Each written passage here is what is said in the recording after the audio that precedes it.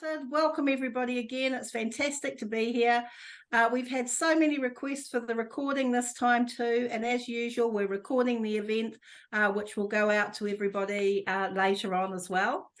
So we've also got some fantastic prize draws today, so you will want to make sure that you put your name in the chat so that my lovely co-host Maddie can get out her hat and make sure that you're all in there to go in the draw. So I'd really like to welcome today Karen Tui Boys. Nice to have you, Karen. I'm excited to be here. Thank you. Great. Karen is a champion for lifelong learning, and you all know how important that is to me. And she's on a mission to transform education globally, not just in New Zealand. It's a global effort here.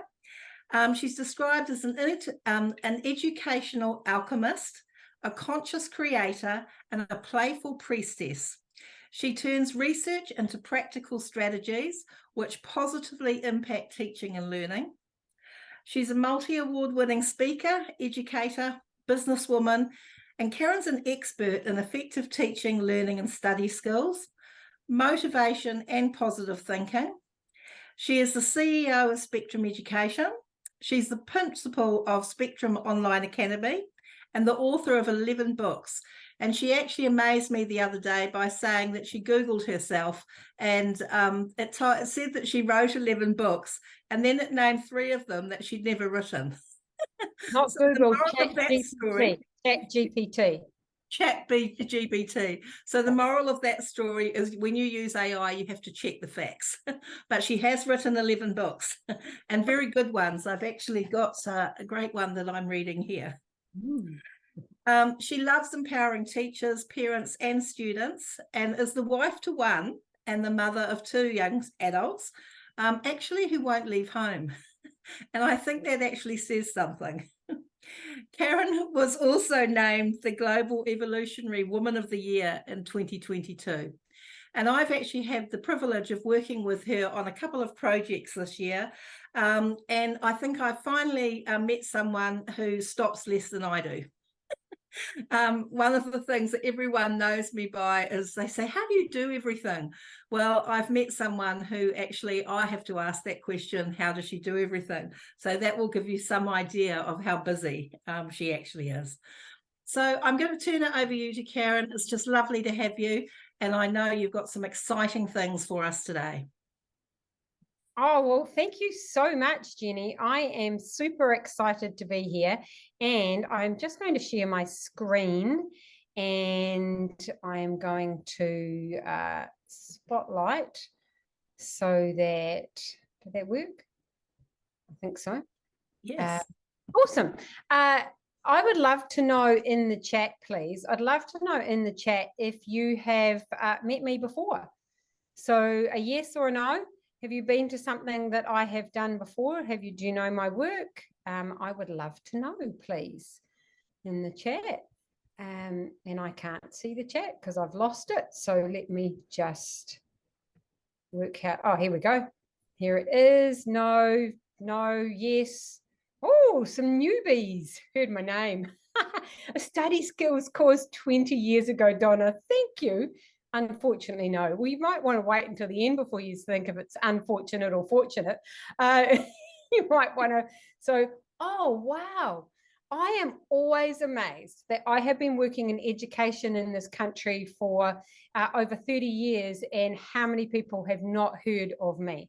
Yep, 20 years ago, uni doing your BA. Oh, I love it. I love it. So, thank you for being here. And I am going to share a whole lot of ideas and strategies with you about bolder leadership.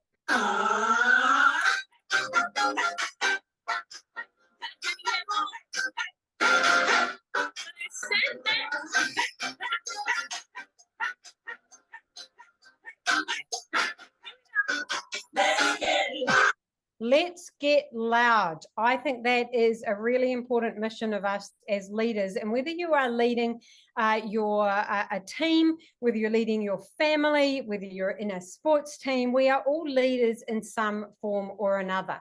And I want to quickly start with the past of education and move us into the future. So we can look at why this topic is so passionate for me and for you. Now, most of us know that the education system is based, a New Zealand education system, and in fact, many around the world are based on the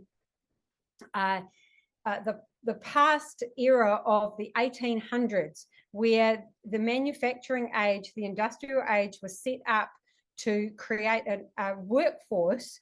The education system was created to create a workforce to be able to have people working in the factories. Now, we know what they did was they failed 50% of people. The system was designed that way to fail 50% of them for two reasons. One, so they could have a workforce in the lower half who could just do manual things and just didn't have to think, they could just follow the systems. And two, to keep what they called in England the class system, the haves and the have-nots. Now, our education system in New Zealand is predicated on exactly the same thing. It is predicated on failing 50%. And if you are as old as me and went through school search, 50% were allowed to pass and 50% failed. It didn't matter how good our teachers were. It didn't matter how good our students were. 50% were deemed to fail. Now, we still work our education system on that bell curve, and the NCEA statistics actually show that more like 55 to 60% pass. So it's a little bit more, but it's still predicated on, for people to pass, other people have to fail. And so I find this really disturbing, that we still have a system that says not everybody can be successful. So when we look to the future, though, I really look and think about, well, what is the future? And I talk to futurists around the world as I travel and as I interview people. I've interviewed over 250 specialists in education, leadership, and parenting and well-being over the last 4 years. And they used to talk about 2030. That's not very far away. By 2030, they used to say 2 billion jobs will be gone from this planet. And they used to say that that was 2030. But now we're talking about COVID. The pandemic has shrunk that timeline. And so it's actually now that over 2 billion jobs have gone from this planet. And we know things like trying to think of travel agents. As I get older, proper nouns just disappear out of my brain. Does anyone relate to that? Proper nouns, yeah. Postal workers, checkout operators, there's so many that we can start saying just do not exist anymore. And in America, pizza delivery guys, because it's actually done via driverless cars. So much has gone. And what we also know is that 60% of these jobs that have gone, 60% of what our students are going to go into haven't been invented yet. And so the statistic that blows my mind completely is this one. 40% of our 5-year-olds in our schools right now will have to be self-employed to have any form of income. Now that blows my mind, because school is still set up to create employees. Do as you're told, check out at the end of the day, don't rock the boat, don't question, do it to a certain level. That is the employee mindset. Except when you've got 40% of your students who are going to be self-employed, they need a very different mindset. No one knows if you turn up when you're self-employed. Nobody knows if you do the work. Nobody knows the quality of your work except the client that you're giving the work to. Now, When you are self-employed, you not only have to deliver the work, you have to invoice your work, you have to do the marketing, you have to clean the office, you have to empty the rubbish bins, you have to do everything. And so we need a very different education system to prepare our students to be multifunctional rather than narrow focused, which is what our education system is still creating.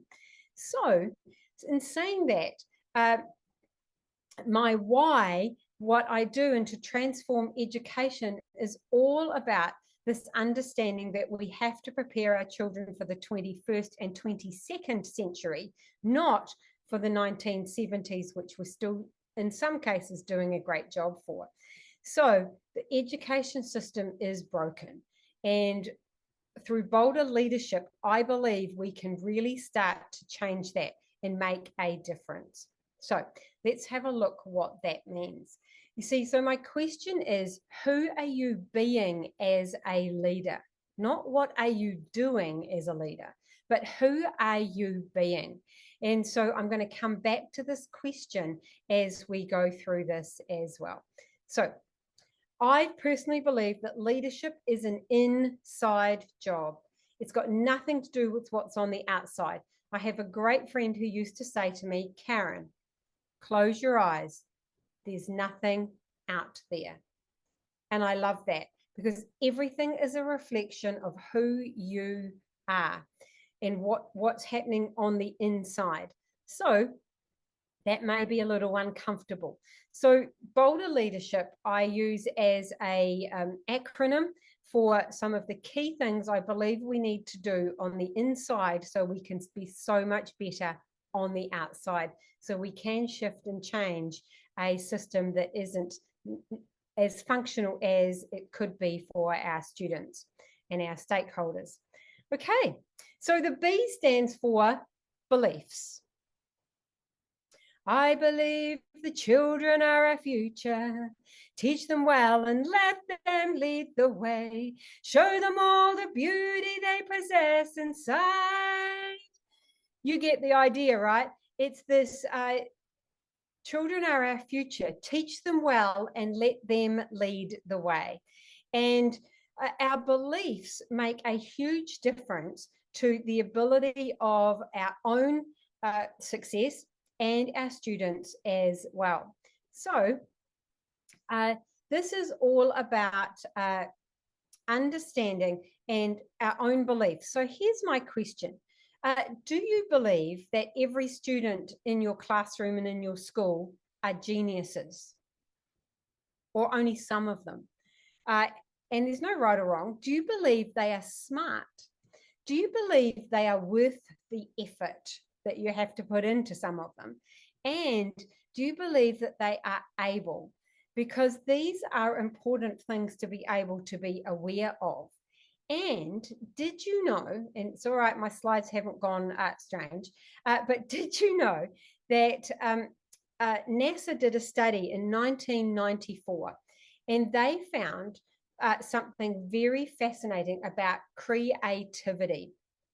And they looked at 4 and 5-year-olds of how creative they were. Now, here's what they wanted to know, though, and it was a really genuine study, because what they actually wanted to know was, why is it that only so many people get through to be an astronaut? And if we want more astronauts, who you could argue are some of the smartest people on this planet, if you want more astronauts, then how do we get them, and why are there only so few people who make it through to that level?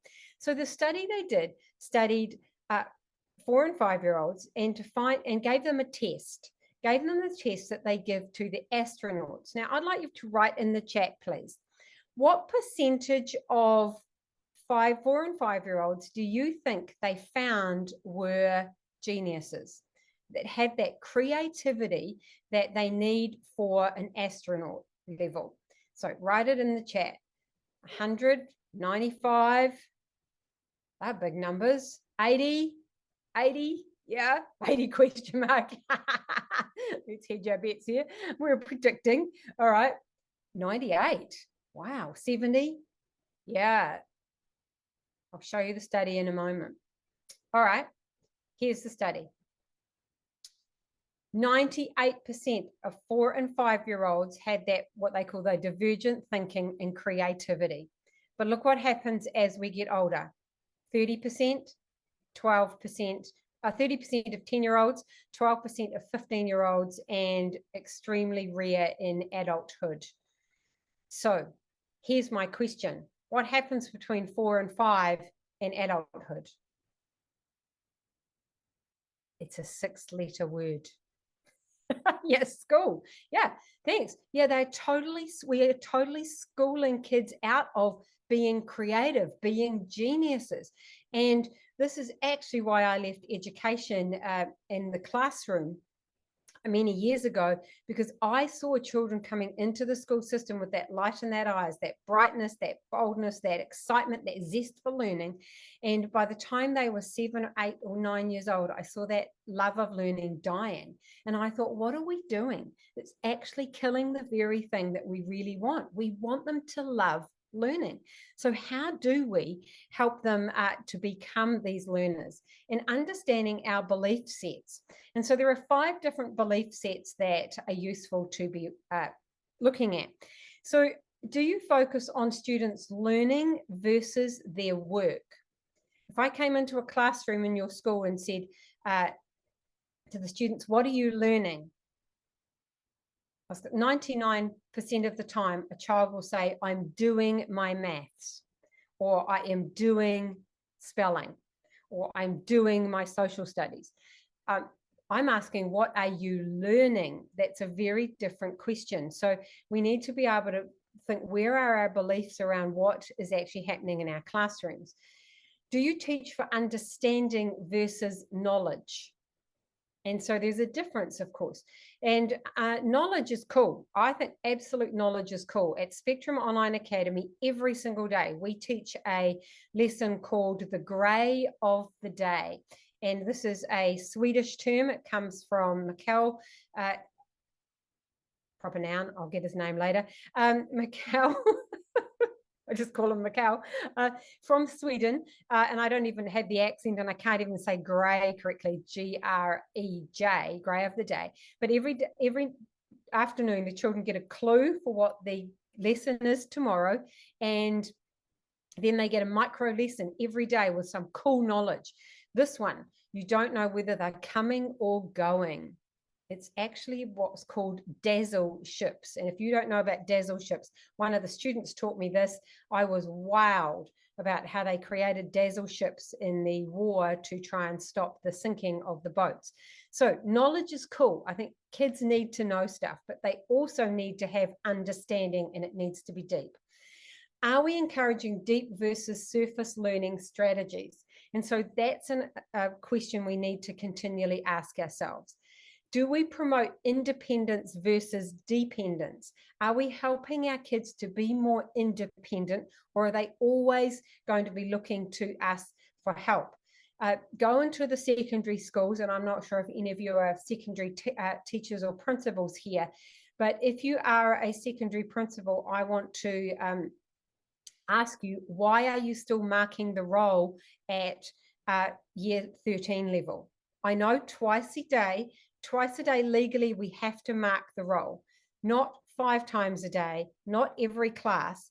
But how do we teach children to be independent when we are still marking the roll every lesson to make sure they're there, rather than helping them to transition? Because if they go off to university, no one's marking a roll. No one's going to care if they're there. So we need to help these children become more independent rather than dependent. But we've become the first responders in the classrooms. They come to us as soon as they're stuck. We need them to help themselves.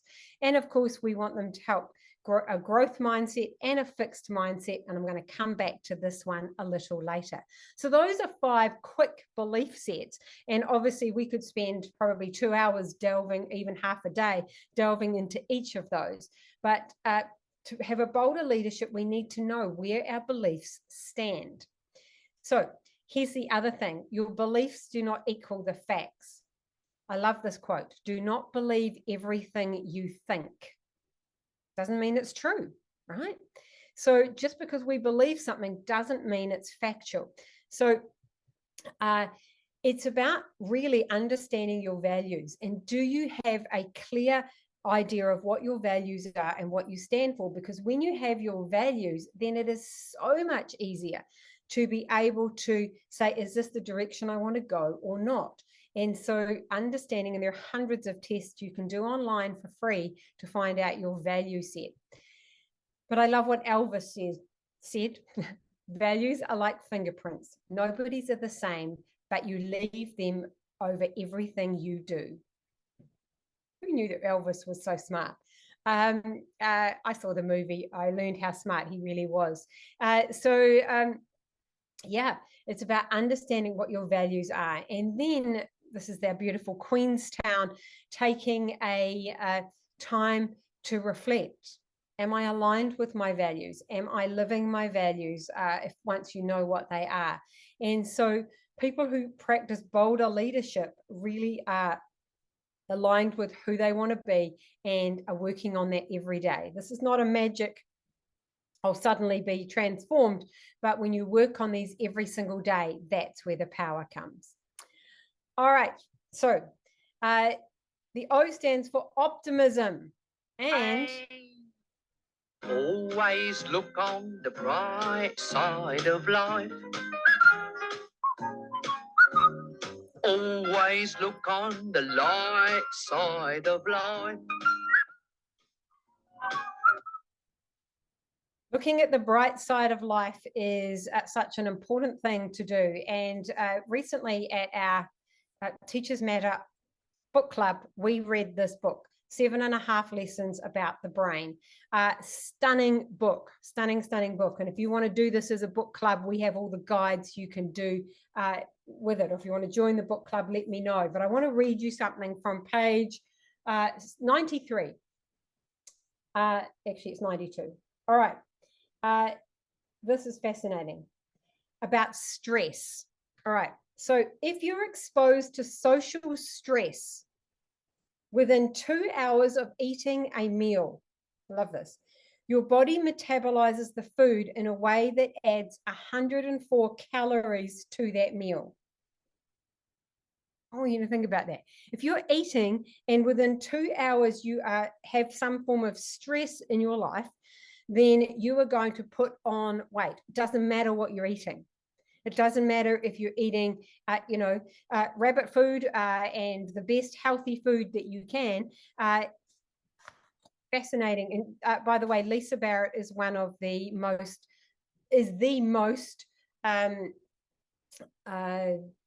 quoted neuroscientist in the world.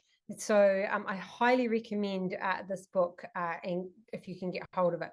Okay, so looking on the bright side is not just about Pollyanna, though. It's not just having that Pollyanna outlook, but it is understanding that there is a bright future ahead and making sure our children know that as well, because many of them think, what's the point? The world's, going to implode, so what's the point? And I know one of my own children absolutely believes that. He's like, what's the point? The world's going to, destruct, and so why bother? And it's a really sad place to be.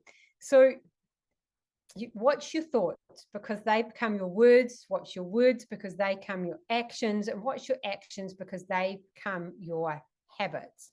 And so it starts with our thoughts, and it starts with, what are you doing? But here's my question. How self-aware are you? So I'd love you to be brave and write in the chat, on a scale of 1 to 10, as 1, you have no idea about who you are and what you stand for, and 10 being highly, highly self-aware, that you know your values, you know what you stand for, you know who you are. So on a scale of 1 to 10, Donna, you get our first prize for being first. Well done. So we've got 7, 6, 7, 10, 6. Beautiful. Thank you for your vulnerability to write this in the chat, because it's a little scary. So thank you. All right. Okay, so we've got some good numbers here. Now, I'd like, if you ever get a chance to watch this TED Talk by Tasha Eurich, she talks about self-awareness. And here is the fascinating thing. She says that 95% of us think we are self-aware. However, only 15% of us actually are. Oh, that's like, well, how do I know if I'm in that 15% or not? It's like, that's what I wanted to know. I think I'm self-aware. How do I know if I'm in that 50%, 15%? But she says at any one time, about 80% of us are lying to ourselves, that we think we know who we are. And I just think that's lovely. But when we're looking at optimism and looking at our internal, we just keep knowing more and more and more and growing internally. You see, one of the questions that we often ask is why. And I know that Simon Sinek has made this word very, very famous. However, it's not a useful word when we're talking about self-awareness. Because when we say, why am I so tired? Why am I disconnected? Why am I so fat? Why am I so whatever it is? Why? Your brain is like a supercomputer. Well, you ask your brain a question and it's like Google or ChatGPT. And what your brain does is it goes back into the files and it comes out with a reason. So why am I so fat? Because you're a slob, because you don't do this, because you don't exercise, that is not very empowering. Why am I so tired? Because I've got too much work. It's the government's fault. Everyone wants something of me. I can't manage, And so it's not empowering to ask why questions. So what Tasha suggests is instead of asking why, ask what. What can I do to have more energy today? Now, what does your super brain do? It goes, well, you could ask for some help. You could eat better food. You could take a quick walk. You could have a dance party in your office today. So your brain then gives you empowering ideas. So change from why and move to what. Very, very powerful. All right. So here's what I'd like you to do as well, just to demonstrate this point. I'd like you to look around your environment right now and find at least 10 things that are the color red. Go. 10 things. 10 things. I've got 1, 2, there's the little zoom button, 3, 4, my jacket, 5. 10 things, there's a pen. 10 things that are red. Chair over there. All right. 10 things. Oh, I've got a red mouse. All right. So wherever you're at, 10 or not, doesn't matter. What I invite you to do for a moment, if you're comfortable with this, please just close your eyes.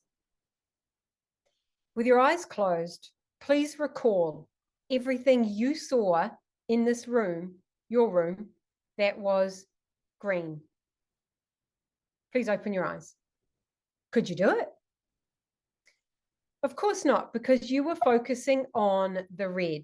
And I love this idea, because what if the red was the negative of life? What if the red was the challenging and the difficult? And what if the green was the positive of life? And if we are asking those why questions and we're looking at all the red reasons that our life is not the way we'd like it to be, what we're failing to see is all the green. And there is equally as much green, and perhaps I would argue more green when we start looking for it than there is red. And so this is about where we put our focus.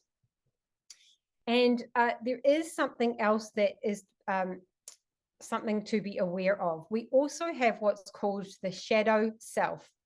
And this is deep work, but when you do the shadow work, it is stunningly freeing and incredible to do. So shadow work is to actually embrace the parts of ourselves we don't like, and to actually embrace that actually I have a part of me that actually hates something. Because I always said, oh, hate's a very strong word. I don't hate anything. But actually, the truth is I do hate things. But that's the uncomfortable part of me that I didn't like. And I've become to be aware of why that's there and what it is. When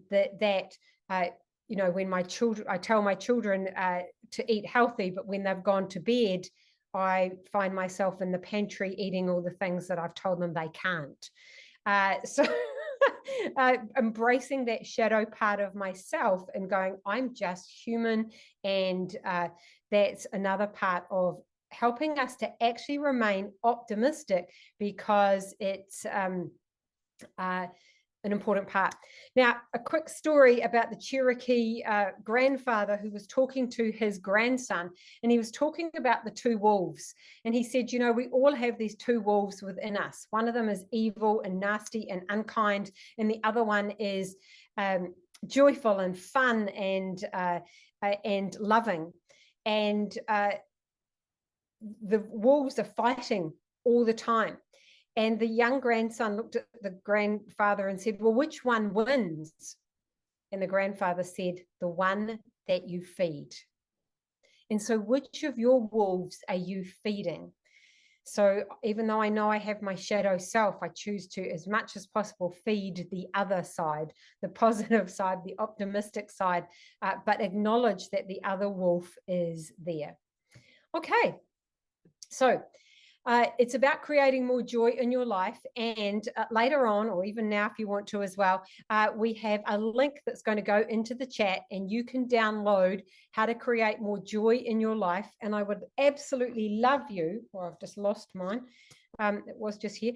I'd love you to make a joy list. Put it on your fridge every time you think, oh, it needs just like, and it can be little tiny things. In fact, you'll probably find the things that bring you joy in your life are the tiny things. So I've got a handout for you to help you on that. In fact, there's a whole handout pack. You're going to get the Bolder Leadership infographic, and you're also going to get my weekly planner, which really, really helps. So if you have a look on the other side, you create your values, and each week you can evaluate, how did I do against my values this week? How did I do against my lifetime goals? Did I do my morning protocols? Did I eat my peak diet? And so you can do that and put 3 gratitudes in there every single day. So that is in a free download that you will get at the end. All right, the L stands for learning. Such a good time. Stop me now. If you wanna have a good time, just give me a call. Stop me now. Good time.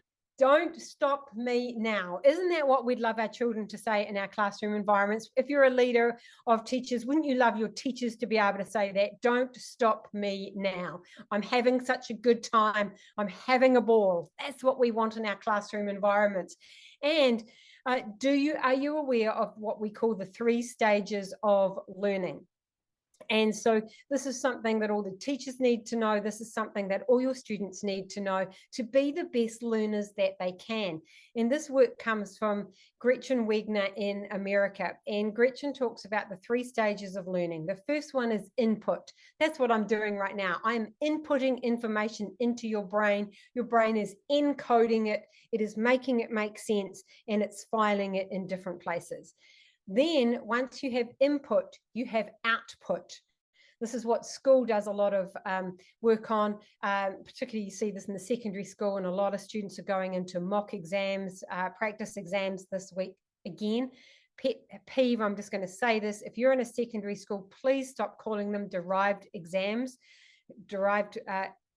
exams, because having a derived grade tells kids that, oh, well, if I'm sick or if I'm too stressed or if I've got anxiety, I don't have to do the real exams because I've got a derived grade. And so we are actually causing, I believe, our kids to be more stressed and not working through that and doing the proper learning between the mocks and between the real exams. And I'll come back to what I mean by that in a moment. So input, output. Output is the testing. What can I remember? What can I recall? What can I do with the information? Can I put it into place? But there is always a gap between the input and the output. There's always a gap. So we want to make sure that when we find that gap, and this is what, by the way, practice exams are for, so they can find out they've studied everything, then they find out what they already can do, and then they find out the gaps, and that's where relearn happens. That's what they study, that's what they learn, so they can pass the real tests and exams. So that's the purpose of a practice exam, to find out what they don't know so they can learn it. How many of your children in your classroom environments are just going over things they can already do? which is often a waste of time. And how much time are they spending on finding out where their gaps are and learning what they don't know? That's the key part of the 3 stages of learning. And obviously, when you relearn, you need to input again, and you go around and around the cycle. So, and this is uncomfortable, some uncomfortable truth coming. Brace yourself. We know about fixed mindsets and growth mindsets, and so many teachers talk about having a growth mindset in our classrooms and teach growth mindset, but most teachers that I have found actually have a fixed mindset. We don't like getting negative feedback. We don't actually often like being able to go and get better at what we're doing. Someone coming in and watching our practice and say, try this, try that, try this, and actually knowing that we can continually grow. And so many teachers have this fixed mindset, but through that, we're trying to teach others about growth mindset. Are you willing to try completely brand new things? Are you willing to say this isn't working and try something new? And I had the pleasure of interviewing Rich Sheridan from Menlo Innovations, a huge tech company in America recently, and he uses with his people, he says, run the experiment. I would love principals to simply say, when someone comes and says, can we try that? Say, run the experiment, give it a go. Does it work? Does it, what do you need to tweak? How can you change that? So run the experiment. Now, if you want to really push your brain, again, I'm going to go back to this book. Go and have a read of it, because this will challenge so much of what you think you knew about the brain. In fact, the old triune brain, the 3-in-1 brain, totally not true when you read this book. And it's very uncomfortable, because I'm sitting there going, but that's what I've been trained. And they have known, neuroscientists have known that information since 1999. We're still talking about left-right brain. It's useful as a model, but it's not actually the way the brain works. So if you want to put yourself in an uncomfortable position, read that book. But my question is, how are you stretching and growing yourself beyond your own comfort zone? Because that's where the growth actually happens. All right. So I want to very quickly do this. If you've got a pen, please put it in your hand like this. So I'm actually going to stop my shares for a minute so you can see me better. Okay, here we go. Hope I'm spotlit, so you've got me on big screen. Okay, so you put your pen between your thumbs like this, and watch me carefully. Don't do it yet. All I'm going to ask you to do is move the pen from there to there. I'll do it again. From here to here. Go.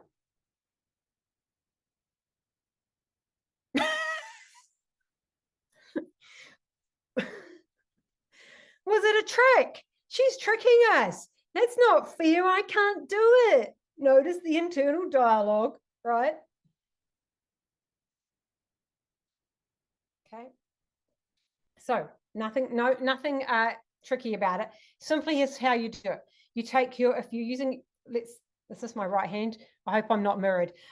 Take your right hand and you put your right thumb over the left. You move your right hand away, grabbing the pen. You see it? Pen with the thumb, drop the other thumb underneath. Boom. Did you get it? Woohoo! Maddie, I can see yours. Woohoo! Nearly. Marie, is it? I can't quite see. Yes. Is it Doris? Okay. Okay. Well done. Yeah. So this is sometimes we have to feel uncomfortable and have more coaching to be able to get to the point that we really want to get to. And if you haven't got this, and I haven't got time to re-coach, but you're not going to remember anything else from the rest of the webinar, because you're going to be going, I can't do that thing. I can't do that thing, because the brain stops when it wants to know more. It wants to learn it before it can move on. Now, we've been teaching a lie to our children for a long time, and we say, go to school, it will be fun. Learning is not always fun. It's hard, it's difficult. And I talk to the students about everything is hard before it is easy, and that it's the struggle that makes you strong. And it is worth it. when we work through that hard to get to that fun. So everything is hard before it is easy. And so, yes, as Jenny introduced me, I stand for lifelong learning, being able to ensure that our children can keep learning for the rest of their lives and not just while they're at school. And many of them in our education system right now in the secondary schools, they are burning out around learning. They are over learning. They don't want to learn anymore because we are just pushing them so much. So, okay, next one, the D. Discipline. Wonder if you know what this song is. If you know this song, write it in the chat. It'll show your age.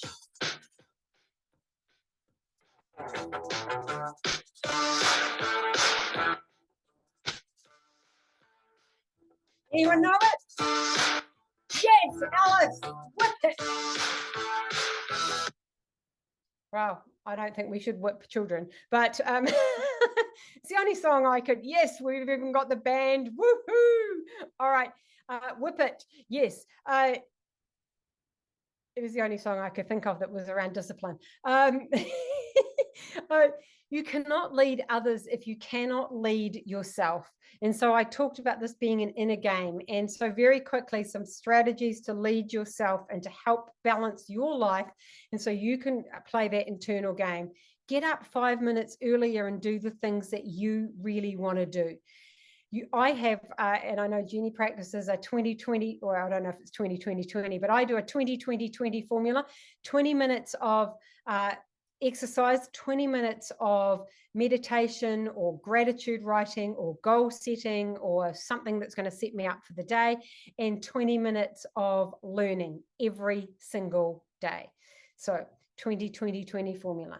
Take time just for that stillness, just to be quiet.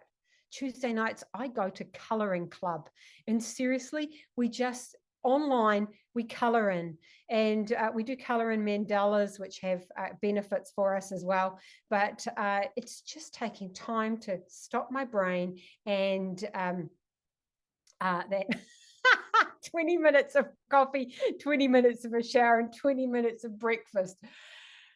I don't know if that does the inner game for you, but I love it.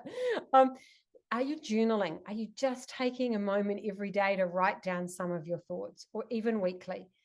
Here's a challenge. Notice your first thought of every day. And if you forget to notice the first one, notice the first one that you notice. And what is that first thought? And is it, oh, today is, or yay? So if you can, avoid your phones, your emails, and your news first thing in the morning. Reaching for your cell phone and opening your social media or your emails at 5 or 6 o'clock in the morning.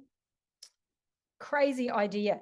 Would you let those people into your bedroom at 6 o'clock in the morning or whatever time you get up, before you've even showered and before you've even done anything? Would you let them in, and those 250 Facebook friends, would you say, come into my room? Because that's what you're doing when you open up your emails and everything first thing in the morning. You are opening yourself up to everybody else's negativity. So I protect my time until I get to my work time. So my morning time is mine, and then I go into my work mode. And I can't say this enough, practice daily gratitude. Gratitude is something that is so important. I have a gratitude page, 2023 gratitude daily practice on Facebook, where there's over 900 teachers and principals who practice gratitude every single day on that page. It is the most incredible page. And so please look it up if you're interested. So, but where should you start? That's the question everybody asks. And the answer is with one thing. Just start with one thing. What am I going to do today to really put some more discipline into my life so that I can play that inner game? Just start with one thing. All right, next one.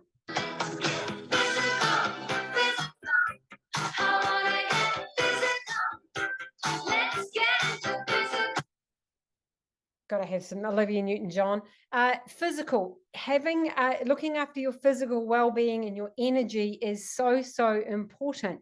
And we all know this, an apple a day keeps the doctor away. It didn't say a Mars bar. It doesn't say a coffee. It doesn't say Red Bull. It says an apple a day. And we absolutely know there is research that shows an apple a day will keep you healthier. And so there are several things that our body absolutely needs, and this is in the order of need. Air.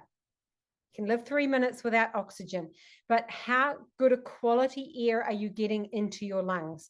And so taking nice deep breaths as often as you can, and I'm not going to go into strategies, I'm just going to give you them. Maybe another session, maybe if I get to come back, or you'd like to find out more, I teach a lot of this.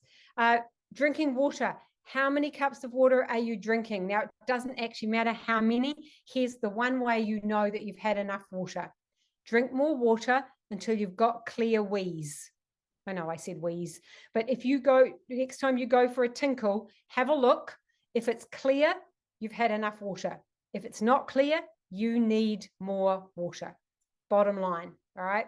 So, and while we're there, I might as well, since we're talking about toileting, a healthy body should be pooing at least once or twice a day, long fat sausages. Let's just get it out there. That's how you know you're being healthy. Long fat sausages, you're going to go, and next time you have a look, you're going to go, oh, long fat sausages. Yes, right. That's what you're looking for. All right. Sleep is the number 3 need of the body, getting good quality sleep. Have your phone out of your room if you can. Go and buy a $7 alarm instead of using your phone as an alarm. That turning off any blue light, having a cool room. There are lots of different ways you can get good quality sleep. And if you are going through that menopausal time, as I am, it's harder. And a dark room helps as well. So, and not eating after 7 p.m. The person who is the New Zealand expert on that is Dr. Wendy Sweet. She now lives in Wanaka. She was in Auckland, but around the menopausal stuff, she's the expert on. Nutrition comes fourth. So nutrition is actually not as important as our sleep, but it is still important. So are you getting good nutrition? Are you pre-preparing your meals so that you're not in those harder times reaching for the snack box and eating the things that you know aren't sustaining you? Are you getting up and moving every day? What are you doing to keep your body moving and keep your body active? Whether that is having an alarm on your phone that just goes off every half hour, every 45 minutes, every 90 minutes, and you just get up and move because that's what the alarm's telling you. We have a song in our office. A song goes on at 10:30 in the morning, and it's automatic on the alarm. The song goes on. We all get up and we dance and we just move, because by then we've probably been sitting too long in the office. So stand-up desks, by the way, recommend those. Do you have hobbies? And making sure that you are getting into those hobbies and actually allowing yourself to have some time when you're not working. My husband recently took up petanque. I call it kaplonk. And so he goes off to petanque every Sunday afternoon. And so I thought, well, I'm going to do something for me. So I've taken up painting. And I have found that as a non-artist that I'm really, really good at doing as I'm told. Who knew that? And being able to follow the instructions of the instructional videos that I'm watching. And actually, I'm producing some pretty decent results. So it's pretty exciting. So I can't wait for my Sunday afternoons. I'm encouraging him to go off to his kaplonk while I do my painting. But what are you doing that's allowing you to just switch off and do something different? Now, I found this online, so it must be true. It's actually a real study. One smile is as stimulating as 2,000 chocolate bars. So there you go. Just go around your school smiling. People will wonder what the heck you've been doing, and you won't need the chocolate. Of course, dark chocolate's good for us, but the other stuff, not so good. All right. Now, the last one, the R, is resilience. And I wonder what the song is this time.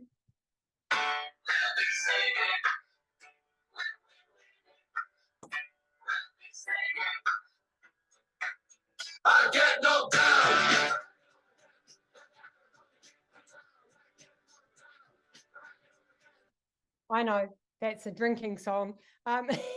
Some of you might have bought some. Oh yes, we've got Chumbawamba in them. Alice, you're on fire with these songs. So this is about bounce back.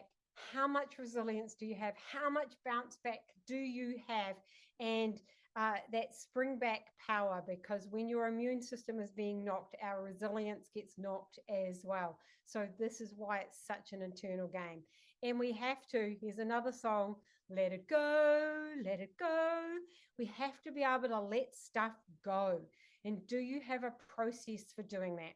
Whether you are able to put it in a balloon, write it in a balloon and let it go, although not so good for the environment. I love writing things that are annoying me or that I want to let go on a piece of paper and burning it. Maybe not so good for the environment either. I don't know. What is it that you do to let it go and to be able to just refocus? And so it's about taking the risks. To be resilient, you've got to try. You've got to try something new. You've got to try something different. And yes, in the chat, Doris, you've written emotional agility. Yeah, it's that emotional agility to be able to do that. It's about focusing on the things that you can control. And everything else outside of that, you cannot control. But we try. And that's where a lot of our stress comes from. I have, in my defense, maybe not, spent I've been married to my beautiful husband 29 years, and I have spent 25 of those trying to change him. And I've realized I'm a slow learner. I realized I can't change him. The only thing I can control in my relationship with him is me. And so I've stopped working on him and I've worked on me, and it has transformed our relationship. It's absolutely incredible. So what are the things that you can control, and what are the things outside, and let those go? And my favorite quote as we begin to finish up is, change is hard at first, messy in the middle, and gorgeous at the end. From one of my mentors, Robin Sharma. So beliefs, optimism, learning, discipline, energy, resilience. The 6 things that help us to play that inner game better, to be a bolder leader, to have more courage, to be able to make the changes we really want to make for ourselves and for our students and the people we work for. Mel Robbins says, the more you practice acts of courage, the more you will believe you are in control of your life, and thus the more confident you will become. So, as I started with, who are you becoming as a leader? Who are you being as a leader? And who do you want to be? And I love what Rumi says. Yesterday, I was so clever, I was changing the world. Today, I am wise, so I'm changing myself. So, as educators, you have the students in your classrooms in the palm of your hands every single day. You have the future in the palm of your hand every single day. Teaching, I believe, is the most important profession. You make every other profession possible. Be bold, be brave, be bolder. Thank you very much. So special. That was amazing, Karen. Thank you so much. I was actually mesmerized. I forgot that I was actually sort of, co-hosting this, and I got involved in being a participant. And one of the things I just love so much is how you bring it all back to ourselves, and that we're all leaders. And I think sometimes we forget that. We think about, management as the leaders, the principals are the leaders. But, even the children are leaders, they're leading themselves, which is fantastic. And now I know for sure, I actually said at the beginning that I've had the privilege of working with Karen on 2 projects recently. Some of you may have know about the Teacher Aids Matter Summit. And the PLD and the Parenting for Resilience and Confidence Summit, which just actually happened this weekend. And the thing that struck me on both occasions is that I've actually seen you mastermind, coordinate and lead a class act to identify and bring groups of professionals together to present top-level training and support, focusing on incredible outcomes for large numbers of people. And it strikes me that there is so much similarity between what all of us do in education and aspiring to those things. And it's been such a privilege to work with you and sort of see those two things happen. And I'm not going to let you off the hook because you've got other things going on as well. And so along with the parents and the teacher aides, you also run great programs for teachers. The Teachers Matter Conference and the Teachers Matter magazine are two examples of your work. And there's something very exciting happening, which Karen is going to tell you about for 2024. And then I'll tell you something as exciting. Thank you, Jenny. Yes, we're bringing back our Teachers Matter conferences. We have been online for the last 4 years for obvious reasons, and we are coming back. That's going to be in Christchurch on the, I can't remember the dates. Christchurch on the, I want to get it wrong. It's the Monday and Tuesday, 22nd and 23rd. 22nd and 23rd of January in Christchurch, and in Hamilton on the 20, so it'll be the Thursday, Friday, the 25th and 26th. And 26th, that's right. So we are focusing on well-being, on pedagogy, on integration of curriculum, on neurodiversity. We have got, we're still getting some of our speakers together, but it will be launched at the end of this, by the end of this week, and all the information will be available. So we're excited. Isn't that exciting? And I think after the session you just gave us, I was going to actually say, you know, why should people attend? But I think it's obvious after the session this afternoon that, you know, going along to and starting the year that way, you know, and I know that that's why you have them in January, to set us all up for success. Now, that brings me to the prize draw for today. And Karen very generously has put up a subscription for the Teachers Matter magazine, which is valued at $179. So thank you, Karen, for your generosity. And I'm going to give you a moment now to make sure that you've put your name in the chat if you haven't already. And we're going to open this up to questions. And so put your name in the chat. Madeline will do her thing to make sure you're all there. And if you would like to unmute yourself and ask your question, that's great. Or if you want to, you can even put the question in the chat and I will keep an eye on the chat. So, Jenny, can I just say, I said earlier I would give a prize to someone. I think it was Donna. Was that right? Did you get the first prize? Was it Donna? Yeah. Okay. Donna, send me your details and I'll send you my Happy Healthy Teachers Matter book. All right. And I've also got one for Alice because she knew my songs. So Alice, if you want to send me your details too, at spectrumeducation.com is my website. You'll find my details there. I'll send you both one of those. So she's the queen of giveaways. I love giving away stuff. If I could be a professional giver awayer, I would be. Great. Okay, any unmuting going on?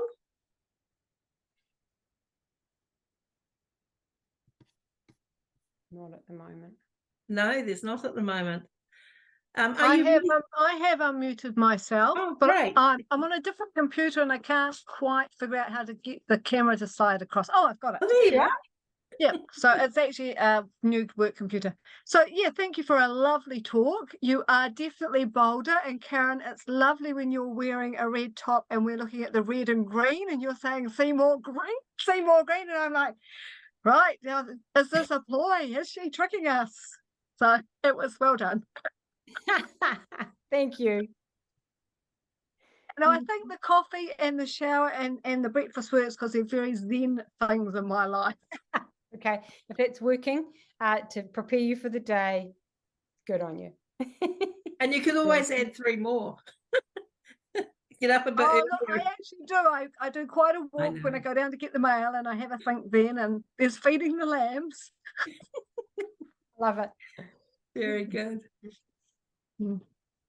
Okay, are you ready, Maddie, have you got all those names in your hat? Yes, I've got all the names from people that are attending. Hopefully most of the people are still here. So, because we'll need to get email address details from you. So hopefully I'll pick someone who's still here, because one or two people have obviously had to shoot away half past. So let's get a name out of the hat. Okay, Angeline Kay. Angeline? Where is Angeline? Uh, Oh, I am Angeline here. Kay, she is here. I am still here. Congratulations. Awesome. Thank you so much. Oh, Really that will be appreciate that. great. And if you could I'm put your back. email address, oh, wait, if you could put your email address in the chat, that would be fantastic. So I Awesome. know that you're really going to like the Teachers Matter magazine. I've been looking at some of the articles and things that have been going in them, and they're just fabulous. I'll put mine in the Really chat. appreciate that. Thank you. What Pleasure. were you going to say? I've put mine in the chat as well. So Oh, great. Yes. yeah. And Karen, you made a comment that if I come back again, and I'm sure that everybody here will agree with me, we'd love to have Karen back again. Karen is a wealth of information and has got, I was going to say, a million topics to talk on. But true, she has. So we will have Karen back again. And before we go, also I've got a free Wobbly Kids to give away. Pull out another name out of your hat, Madeline. And a Wobbly Kids book is going to for teachers. Cheryl B, would you like a Wobbly Kids book? Cheryl B, you might already have one, but you can give it away to someone else. Is she still here? Cheryl is here. Yes, Cheryl's still here. Still here. Cheryl Yes, B. I have actually bought more than one copy of both of them. Have you got someone So- in your school you'd like to give it to? I'm sure there is, but if you'd like to redraw it, Jenny, you know, because I've bought probably about 3 of each of them. Oh, thank you. All right. Well, we'll do a redraw, and Yeah, I need to before- come and have a before- cup of coffee with you at some But stage. yes, yeah. Great. And Madeline, another draw? Yes. We've got Tracy DeWard. Tracy, Tracy. oh, Yay. is Tracy still with us? I'm not sure if she is. Putting- I'll be seeing Tracy. I know where she lives. Okay, good. I And think in fact, I'm sure those girls that they are in Hamilton, I'm sure that they'll be coming to the Teachers Matter conference in Hamilton. Fantastic. So it's been great to have you all. Adalie. I have a question. Karen, you showed us the title of a book and about the brain, the 7 something somethings. 7.5 lessons about the brain. That's the one. Fantastic. Well, it's been really lovely to have you all. We've got one more session coming up before the end of the year, but we're going to give you about 4 weeks to settle into term 4, and I'll be sending out the information to you. I'd like to thank you very much again, Karen, for coming today.